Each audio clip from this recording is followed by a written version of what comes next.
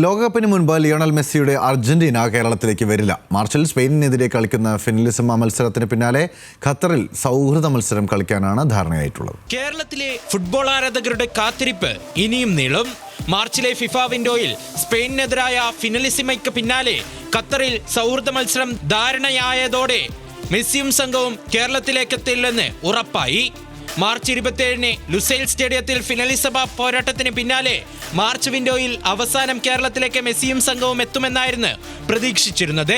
എന്നാൽ പ്രതീക്ഷകളെല്ലാം തകർത്ത് ജൂണിൽ നടക്കുന്ന ലോകകപ്പിന് മുൻപ് മാർച്ച് 31-ന് ഖത്തറിനെതിരെ മെസ്സിയും സംഘവും ബൂട്ടണിയും.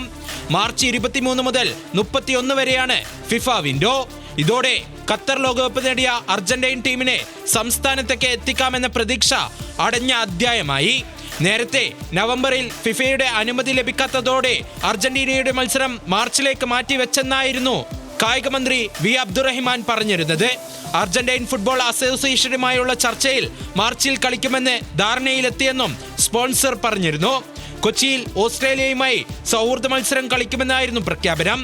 നവംബറിൽ അങ്കോളയുമായാണ് മെസ്സിപ്പട സൗഹൃദ മത്സരം കളിച്ചത്.